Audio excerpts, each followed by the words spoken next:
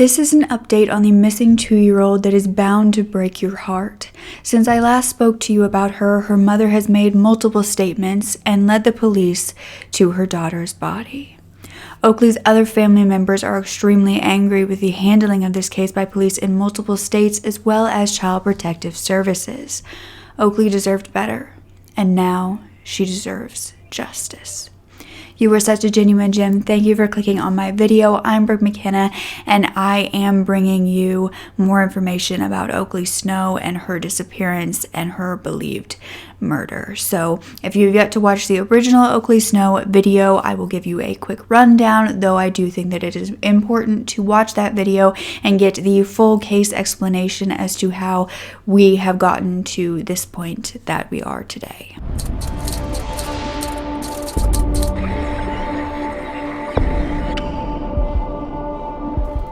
So in January of 2023, Oaklee and her 7-month-old brother Colton were actually taken from their father's home by their mother. Now, their father believed that he knew where they were. However, the mother did still have custody, and so there was nothing he could do about this. A month later, on February 9th, Colton was returned to his father due to a call that had occurred to CPS. However, Oaklee was missing. Now, the last I updated you, their mother Madison and her boyfriend Roan were last seen with Oaklee in her mother's arms, and she appeared to be unconscious or not moving or sleeping. She was wrapped in a blanket, and her mother told the witness that she had been hurt and that they were taking her to the hospital. We got a couple of neighbors that saw some activity over there. I don't know what time of the day it was, but they say they saw him carrying a blanket covered something.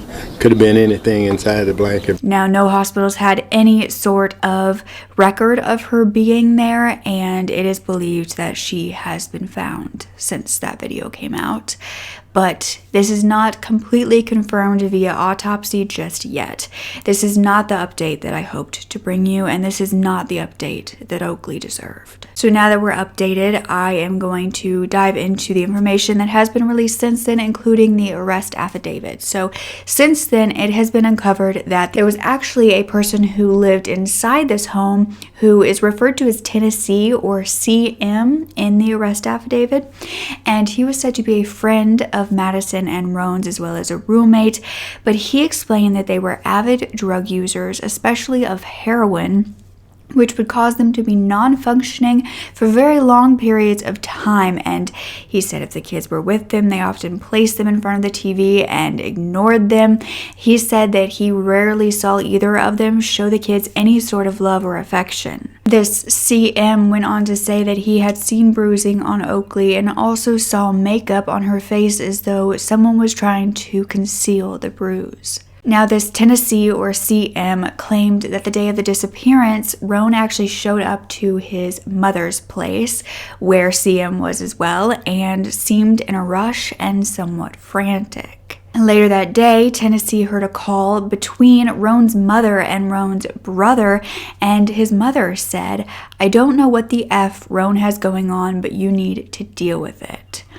Roan's brother had also gotten a text from Roan that afternoon of February 9th, the day that Oaklee disappeared, saying, "Bro, I need you." However, his brother claimed to never respond to him because they were in a fight. That is when Tennessee got a phone call himself from Madison saying that Oaklee was hurt and that they needed him to come home to watch Colton and to also bring their Durango, their car, back home for them. Now, when Tennessee arrived, Roan kept saying that he effed up, and Tennessee began to watch Colton as Madison and Roan got in the car. However, he never saw Oaklee. His first thought was that he should not have left Oaklee with Roan, and that something had occurred. Now, Roan's mother was questioned during this time, and she at first agreed to a polygraph test, but then she declined to give one. Now, when that trap house on Albany Street in Indianapolis was searched by the police as well as the FBI, they were said to find several baby items in the living room, such as clothes, toys, a playpen, a rocker, and unused diapers, though they found no evidence of a crime scene. However, after the search, when they left and they, did not believe that they needed to mark off the area or search further, the police were informed by a neighbor that there had been a cleaning crew that had gone to that house shortly after the police left, and they were painting as well as moving things out, and things such as a roll of carpet. They were said to work late into the night, and nobody knew why exactly they were doing the cleaning if there was no crime scene. This residence was also found to be owned and leased by Roan's mother. This is when investigators had located the Dodge Durango that Roan and Madison had allegedly, driven when they had taken Oaklee to the hospital and then when they fled to Colorado, like we talked about in the previous video. However, the car was said to be, at this point, with family members and Roan's brother and wife specifically. Now, they told police that they had cleaned it out because there was a very strong odor of animal feces, and the crime lab unit would go in and inspect the car, and they found what appeared to be dried blood spatter in the rear compartment. So this had actually been sent in for testing. Now, a cadaver dog was brought to the vehicle, and it alerted that human remains may have been inside at one point. Now, in the last video, we spoke about Roan in jail calling his mother very often and that these phone calls were recorded. And I told you that he hadn't said much to his mother except saying that Oaklee was left in Indianapolis. However, since a little more has been revealed. You see, he allegedly told his mother that he had lied to the police, that he was present when both the children, Colton and Oaklee, were abandoned. He said he then assisted Madison in dropping Oaklee off somewhere. Roan also allegedly had a phone call with Madison prior to her being arrested herself, and Madison allegedly told Roan that she was changing her name and that she wouldn't tell him what it was going to be, but she said that she was going to have family members take her back to Colorado. Now, it is believed that these family members were Roan's family members because hers had been very vocal about not helping her and trying to get her into custody and then get justice, especially on the Facebook page that we spoke about in the last video, Justice for Oaklee Snow. Madison's father, Trey Cooper, he has been very vocal about everything, and he made a comment saying, "Makes me sick to my stomach. Maddie messaged me again yesterday in an attempt to get money in her books. It's simple for me. Tell us where Oaklee is and I'll see what I can do. Once you say something along those lines to her, she goes silent." When he was asked, how he knew Maddie and if she often did drugs, Trey wrote another comment saying, "Maddie is my daughter. She's had issues for a while, but Zachary, the children's father, did a good job of getting her off that and straightening her out. Then she met Roan and it spiraled out of control quickly." Now, we knew last time that Madison had been found and arrested on March 23rd in North Carolina, but we have since gotten more information about how exactly they were able to locate her. It turned out that a friend of Madison said that Madison once told her that she never wanted Oaklee and it was very challenging for her to be a mother. She was also speaking about wanting to run away to North Carolina to be with a man. When investigators checked the Indianapolis bus station for, trips to North Carolina, they found that she did in fact go there. In particular, Fayetteville on March 13th. She had also dyed her hair black, and surveillance cameras captured footage of what appeared to be Roan's brother waiting for her to board the bus. Now, her arrest affidavit has since been revealed to the public, and it claimed in there that Roan's mother was actually the one to give Madison the money to get a bus ticket and also bought her a cell phone if she did not go back to Indiana. Roan's mother was allegedly informed by Madison that he had killed her child, and Roan's mother's response was that Roan had just gotten out of prison and was not going to go back, and Madison was not going to put him back there. So she decided to buy her this ticket as long as she stayed away from investigators in Indianapolis. Now, Roan's sister, the one who had been concerned about Oaklee and Colton from the very beginning, informed police that when Madison and Roan did return home for those brief moments without Oaklee while she was watching Colton, they had said to her that they had voluntarily given up Oaklee and had handled it, but it was a hard decision to make. But on April 21st, with Madison in custody, she allegedly told investigators, where Oaklee was, and she led them to an abandoned property in Morgantown, Indiana. This is about an hour away from Indianapolis, where the couple had been last seen carrying Oaklee, and investigators arrived at the property and claimed that it was very rural. This home was basically a structure that was about to fall down, and the inside of the home was searched, and investigators would allegedly find remains in a dresser drawer. Now, the remains were sent to Morgan County coroner, who claimed that it would take 2 to 4 weeks to have any sort of results for identification. And so the autopsy was done on April 24th of 2023, and the drawer was also collected as evidence. And at this point, we do not have any confirmation as far as the identification or the results of the autopsy, but court documents have since revealed that Roan would frequently whoop or spank Oaklee and choke her out. And this is if she would do things like cry or pee in her diaper, or if she held her fork wrong while she was eating.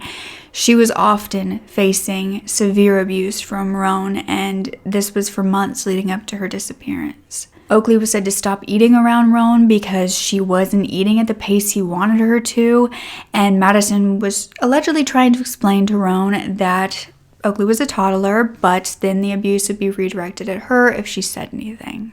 The probable cause of the affidavit indicates that there was abuse that took place in Oklahoma, Colorado, and Indianapolis.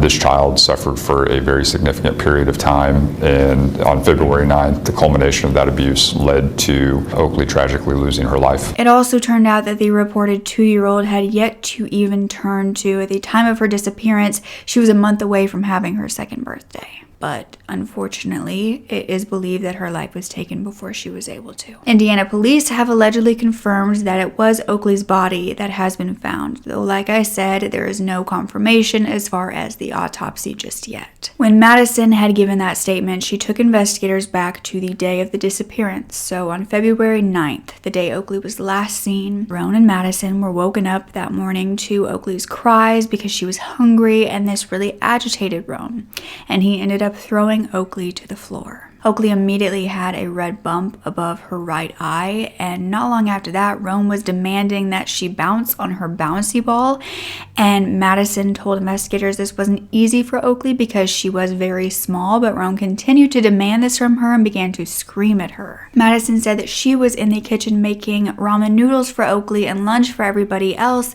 and there was a friend in their home, who I believe to be Tennessee that we talked about, who ended up leaving at this point. And when he was walking out the door, Oaklee actually tried to leave with him, and he turned around and he told her he would be right back and that she had to stay there. Oaklee then went to the kitchen to tell her mom that she was hungry, but as a 1-year-old does, it came out as "Mommy, eat." Madison claimed to have told her that she was making the food and that she needed to go in another room until it was ready, so Oaklee did go back to the living room where Roan was watching TV and her brother Colton was lying on the floor in front of the TV. Madison said she heard Roan yelling at Oaklee over this bouncy ball and was getting angrier by the minute, and Madison said she tried to yell back to Roan, trying to calm him down and saying that Oaklee didn't understand what he wanted her to do. And after 5 times of hearing Roan yell, Madison actually went into the living room to check on them, and Roan was standing over Oaklee while she tried to get on this bouncy ball. And when Roan saw that Madison was there, he told her that she needed to quit coming in there, and then he went and sat back on the couch. Now, Madison did go back to making lunch until about 10 minutes later, when it was completely silent in the house. Suddenly, Roan screamed out for her twice, and Madison claimed she had never heard Roan scream like that before. She ran to the hallway and to their living room where he was, and had found that Oaklee was in his arms. Madison claimed that her eyes were closed and that there was a mix of blood and spittle dripping down her mouth, and when she tried to exhale, it was more of a gurgle. Roan began saying that he didn't do anything, that it wasn't his fault, and as Madison tried to hold Oaklee, Roan fought back and ended up taking Oaklee's clothes off, and Madison claimed when the clothes were off, she could see that Oaklee's stomach and chest would extend as though she was trying to breathe. Madison then watched as Roan put Oaklee in a bathtub filled with cold water. He was allegedly trying to wake her up, but when this wasn't doing what he wanted, Madison was trying to call 911 at that same time. However, Roan slapped the phone out of her hand and allegedly disconnected the call. When it was obvious to Roan that Oaklee was not waking up, Madison claimed that he brought her to her and then she wrapped her in this blanket that was pink and black with hearts on it, and then they left the home. Madison said that Oaklee was no longer trying to breathe at this point. Her lips were blue, she was cold to the touch, and there was no longer a heartbeat. Oaklee was put in the rear passenger seat, and Roan allegedly told Madison that he was going to take Oaklee to the hospital. Now, Madison claimed that Roan returned back with just the blanket about an hour and a half later, and he would admit to her that he left her body in 20 acres of woods on his grandparents' property, which was in Martinsville. She said that he had explained that there was this abandoned house in the area, but Madison said she had never been there herself, so only Roan knew this property well. Madison claimed that she was told by Roan that if anyone asked, they would say that they took Oaklee to the hospital. Now, investigators asked Madison at this point why she didn't ask Roan to take Oaklee to the hospital, and she said that Roan was saying that if they went to the hospital, she was going to prison, and she had never even been to jail. She did say, though, that it was effed up because that was her daughter. However, Madison wasn't telling the full truth in that first confession, and we know that now because eventually Madison would admit that she had left with Roan to dispose of her daughter's remains, that she had seen a sign as they went into Martinsville, and that Roan had pointed out his grandparents' house as they drove by. They then stopped in an abandoned home on a steep hill that had a light blue colored 1970s Ford Mustang convertible parked nearby. Roan carried Oaklee inside through a window, and Madison claimed that she stayed in the vehicle, and when Roan came back, he asked her where she thought she was, and when she said Martinsville, he said, "That's all I need to know. I don't need to kill you now." Once investigators had what they believed to be the full story, they immediately made their way to Martinsville, and when they spoke to Roan's grandparents, they said they hadn't seen Roan in years and that they hadn't seen Oaklee, and they didn't even know she was missing at this point.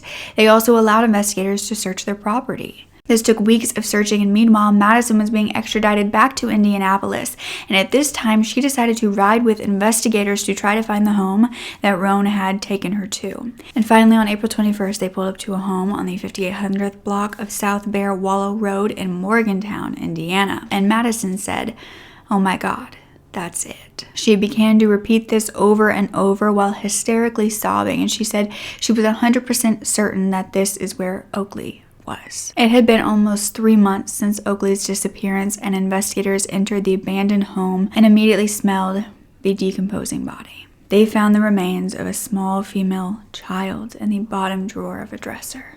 There was blonde hair that was left in a loose ponytail, and her left leg was broken to the point of her left foot being on her chest. However, Madison would make another confession at this point, her third statement, and she claimed that she hadn't admitted to everything because in an interview after the remains were found, Madison claimed that she did get out of that car when they made it to the abandoned home and went to look at the property with Roan. She continues to say, though, that she was in the vehicle when Roan went inside to dispose of the body, and that she watched as Roan put Oaklee over his shoulder, climbed back up that hill, and while Roan was inside, Madison had admitted to taking 2 hard lines of fentanyl to get as high as possible. Madison and Roan then went to nap back in Indianapolis before they were called by Roan's sister, who said that CPS were going to come and talk to them about the children, and they fled that night. Now, prosecutor Ryan Mears said the very people that should have been there to protect and love this child let this child down. Cell phone records have since shown that there was an outgoing call to 911 on the day of Oaklee's murder, believed to be at 1:42 p.m. However, it was disconnected, and when the operator tried to call back, nobody answered. 25-year-old Roan is now facing multiple charges, including murder, and 22-year-old Madison is facing 2 counts of neglect of a dependent, resulting in death, and assisting a criminal. A close family friend told KFOR News, "We are heartbroken at the results for Oaklee. We are numb and at a loss for words. Nothing can explain the amount of pain family and close loved ones are feeling at this time. We always carry Oaklee in our hearts for the rest of our life. She did not deserve this, and we are seeking justice for Oaklee. Please continue prayers for her family and loved ones. This is a nightmare that unfortunately we won't get to wake up from. It would have been her second birthday on March 10th. There is a Cash App with the username that I will put on the screen if you would like to donate for the funeral costs. Oaklee's grandmother, Christine, also hosted a live on Facebook, and I will let you hear what she has to say now. Hi, everybody. I hope that you can hear me okay. If you don't know who I am the grandmother of Oaklee Snow. And today I'm coming to you brokenhearted and angry that our family has to sit here today and unfortunately tell you that Oaklee's body has been found and that she's no longer with us. I shouldn't have to be sitting here today telling you this. Our family should be allowed to have our time to grieve. We shouldn't have to sit here and say this.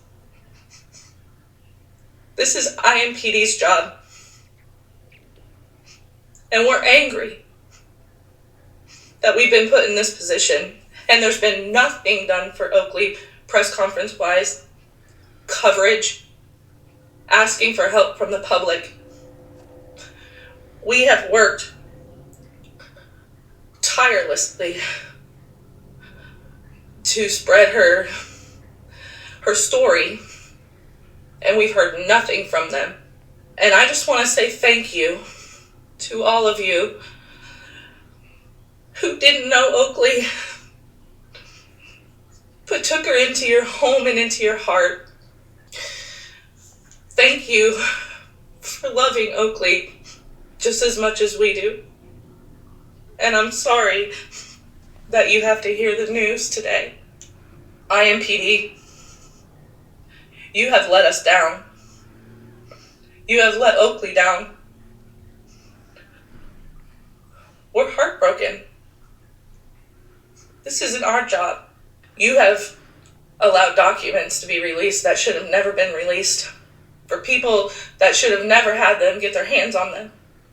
For people to know how bad it was for Oaklee. And you have let that out in such a disgusting manner. All of you that have been following Oaklee's story, that we thank you. We thank you for sharing her story, for posting her flyers. We know we reached millions of screens sharing her story, and her story isn't over yet. Please know that her story is not over yet. We will shout Oaklee's name from the tops of mountains, and nobody will forget her, because she has been let down over and over and over again. She's been let down. She's been let down by Ofuskee County in Oklahoma. She's been let down by Seminole County in Oklahoma. She's been let down by IMPD. She's been let down by Division of Family Services in both states, because if steps had been taken in the very beginning and the right thing had been done, we wouldn't be sitting here today. I ask now that you please allow us, as her family, time to just grieve. Please just give us some time. Oaklee deserves justice, and that's what's next. Please know that we fully support justice, and we will push for justice for Oaklee, because she never deserved this. She was a beautiful soul, a happy girl. Please keep Oaklee and her family in your thoughts as they fight against their own family members for the justice that this baby deserves. I'm so sorry that this is the outcome that I am bringing you. That first case, we were thinking the worst, but we were still able to hope for the best. And unfortunately, it appears as though the worst has come true. And it really, truly breaks my heart. Any donations that you can make, or any way of sharing or getting Oaklee justice would be so, so amazing for this family, and I will keep you updated if more comes out as far as the trial, what's going to happen next. But the arrest affidavit was revealed, and so that's how we know at least what she is claiming happened at this point. So don't forget to speak up. Your voice is powerful enough, and I love you to absolute pieces. Okay. Bye.